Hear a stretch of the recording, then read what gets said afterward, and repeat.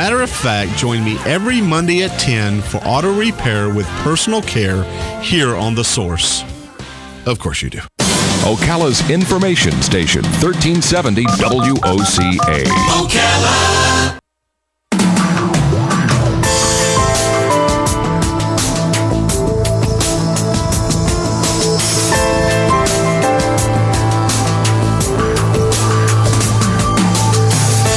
All right, 5 minutes after 9 o'clock. Thank you for tuning in this Wednesday morning. Difficult topic to talk about right now. It's basically domestic violence, domestic abuse. And our next guest has not only written a book about it, and it's a novel. It's called Accidents of Marriage, but she's worked with the people who are the victims, and she's worked with the people who are the batterers of domestic violence. She's done a lot of research in these fields. And I guess the only thing I want to say before we say hello to her is simply this, that I think talking about it, bringing it to the surface and allowing people to kind of hear about it, especially if somebody is listening and they are a victim and they realize, wow, other people have this too, because a lot of times we don't realize that we're not alone. A lot of times we think we're alone in things, right? Yes. Or we think things are normal. I thought everybody lived this way, right? That's right. I thought everybody was beaten up by their husband, right? That's right.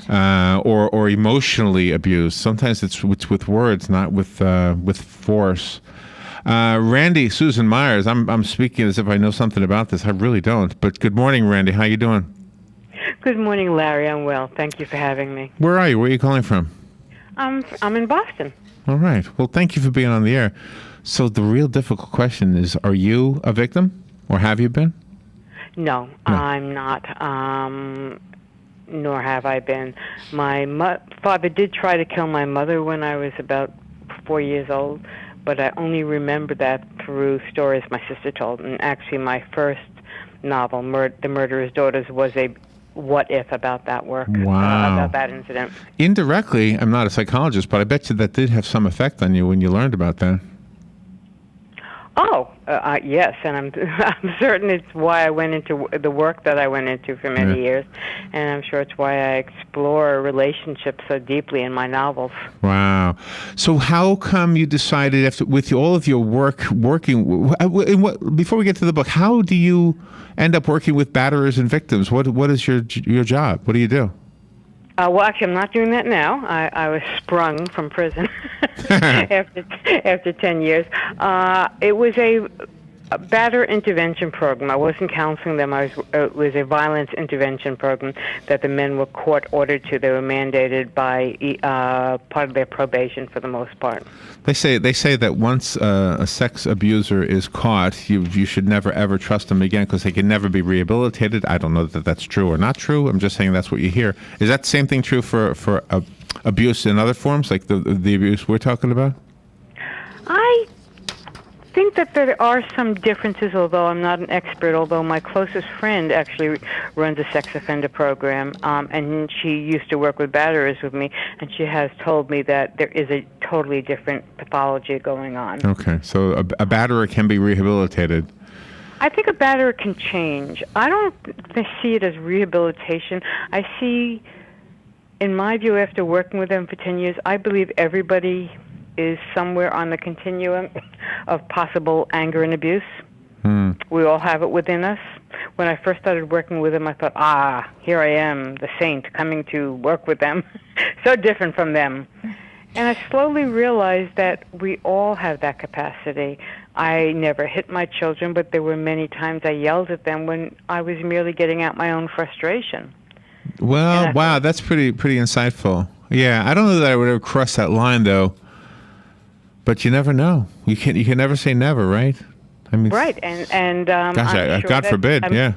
I'm sure that, I don't know if you have children or a wife, but I'm sure that there are loved ones in your circle who you yelled at when you shouldn't have. Hope not. Come on, Larry. Yeah, me too. I hope not. The dog. Maybe I've done it to the dog. Okay, the dog. We'll admit to the dog. I do it to the dog. Well, she's got to listen. We all have ways that we apologize to that we justify our own moves that were based on frustration. And the only way people truly change, and this is what I learned working with batters, if they're willing to look at their own stuff. Wow, that's pretty insightful. That they've hurt people that they love. One of the interesting things about your book is that you have at least two different perspectives with your characters. You have the adult perspective about Ben, and then you have the 14-year-old perspective, and I found that was fascinating. Yeah, I really do like looking at family constellations from every side, and that's why I included the point of view of the wife, the husband, and the daughter, because every family is different depending on whose skin you're in. Mm-hmm. And once you realize that, you can see how much everybody affects everybody else in ways they're not even aware of. The fact that you've thought about this in such a profound way is really cool. I mean, as far as the book is concerned, because I think if I was to write this book without having those deep thoughts that you just expressed, it would be very surface level. But I'm guessing, because we don't have the book, do we? No, not yet. It's en route. I don't remember seeing it, but listening to you talk about it makes me want to read it. So tell me, why did you decide to do it as a novel? I love fiction. I love fiction writing. So my love of fiction writing is one piece. I've always wanted to write novels. And then the subject matter kind of chooses me. I'm very drawn to deep domestic drama, to understanding families. My second book, Comfort of Lives, was about infidelity and open adoption. I love to write the things that we never say. I like to think of readers getting a sort of, oh, yes, as they read it. What is open adoption? What is that? When you adopt a child, but the biological parents, a mother or father, are still in touch with you or with the child. I have that in my own family. Not me personally, but I have a nephew who did that. Well, there you go. Comfort of Lives might be just the book for you, Larry. You also address traumatic brain injury. Yes, I wanted there to be an outcome to this tragedy that also illustrated something else I'm fascinated with, which is the resilience of recovery. We often write people off because they're not the same as they were before, but you can be somebody different but wonderful and strong still. And after writing the book, I had a woman come up to me at a reading, and she said, "Hi, my name is Madeline," which is the name of my character, and I had a traumatic brain injury in a car crash, which is what happens to my character, and I was a social worker, which was my character. Oh, wow. So really eerie. Gives me chills. Jumped off the page. And she's an amazing woman. We've since become friends. And I'm doing a fundraiser next week for Access Sports, a program that's actually national that helps victims of all sorts of disabilities to become stronger through intense sports. Wow. So I was told to ask you about the title. First of all, before I tell you, I mean, the suggestion to ask you the question about the title isn't mine, but the title is mine. I'm not the title, but I mean the yes, Larry, thank you for it. The observation that it's a great title. I said that's a great title, Accidents of Marriage. That's what I wanted to say. But I was told you had a story behind the title. I don't know, but when I title things, it takes me a good week to 2 weeks. Oh, okay. So was it originally called something different or something? Oh, yeah. It was originally called, such a bad title, 1,000 Suppers. Oh, that sounds like a cool title. Wait a minute. Okay, so I think I understand the reason for the title, though. But I don't think I would have understood the book with just that title. Yeah. Exactly. It came from a line in the book. Okay. But out of context, it was quite meaningless. All of my books have a terrible first title to start with. It seems to be my trademark. Accidents of Marriage gives you an idea of what the book might be about. So, but I get it. So in other words, this was like living in a prison, kind of using your words again, because you have 1,000 dinners. Am I right about the assumption? No. No, actually, it comes when Maddie, the wife, is saying to her husband about their neighbor who he ignores, "You could have 1,000 suppers with Mrs. So-and-so, and you would still know nothing about her." Oh, that's great. That's way better. You've won a lot of awards for your book, and you were just recently listed on the Massachusetts Book Awards Fiction Must-Reads for 2015. So congratulations. That thrilled me. Yes, thank you. That thrilled me so much because that's a library group. It's associated with the Library of Congress. Mm-hmm. And I grew up in libraries, almost literally. I mean, I was in a home where I was missing some of the traditional advantages, and my local library in Brooklyn kept me going. I went every single day. Wow. Well, thank you for being on the air with us, Randy. Good luck with everything you're doing. Give us a way to look you up and look the book up. Do you have a website?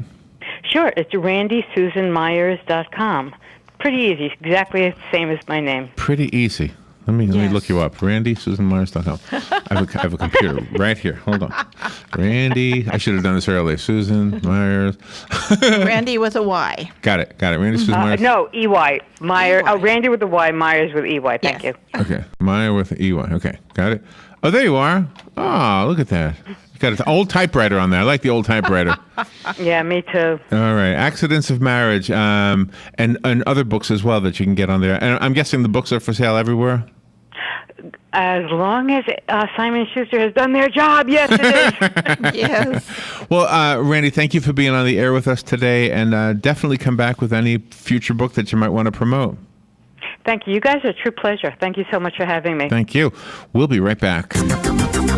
The weather is brought to you by myfwc.com. Safe boating is no accident. For today, more clouds and sun with a couple of thunderstorms around. The high 85 to 87. Partly cloudy tonight with a shower or thunderstorm in places near the coast during the evening hours. The low 69 to 71. For tomorrow, periods of clouds and sun with a shower or thunderstorm around from late morning on. The high 84 to 88.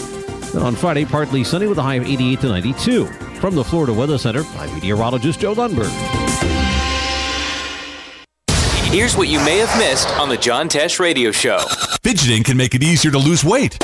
Many couples think that once they're married, all their issues with in-laws will disappear, but Steinort says a marriage magnifies these problems, so if you're having family clashes with potential in-laws, it's best to resolve those issues before you get married.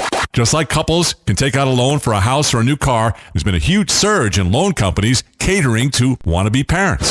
Intelligence for your life on the John Tesh Radio Show. Don't miss this stuff. Stay informed on everything going on in the villages with the Village Spectator newspaper. The Village Spectator is exclusively devoted to the villages with news, commentary, and more. And yes, they have Tom's Picks, a free referral for people who are looking for a company to do work for them. Tom's Picks will refer the company that fits your needs, and all we ask is that you tell them where you heard about them. Call Tom's Picks at 804-1223 and pick up your copy of the Village Spectator today. Now read Ocala Downtown newspaper online.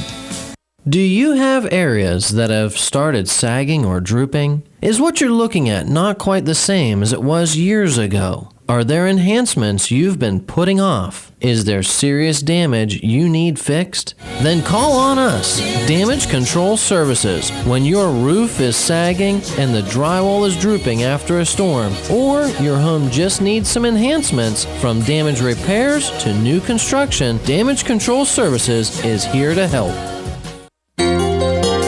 Hi, I'm Leah Caruso with Strive Rehabilitation, inviting you to join me Thursday at 11 a.m. for Health Matters. Ocala Health and Strive have teamed up to bring you the latest information on good health services available to you right here at home. This vital information will help you make informed decisions about your health. So don't forget to join me here at 11 a.m. Thursday. It's news you can use from Ocala Health, Strive, and your friends here at WOCA.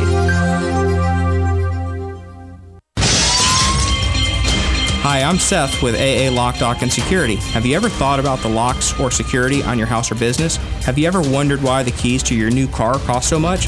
Well, at AA Lock, Dock, and Security, we can help with securing your valuables.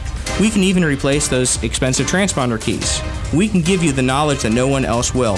Call AA Lock, Dock, and Security at 867-1965. That's 867-1965.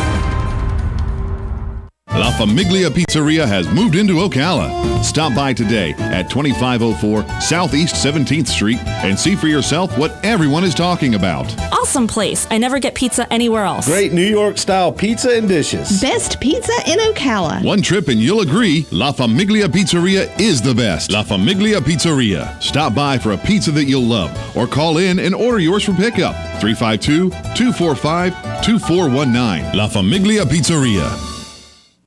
Come join New Male Medical, the experts in men's sexual health, and celebrate the opening of their newest location in the Villages this Friday from 11 to 1 at 8640 County Road 466. That's at the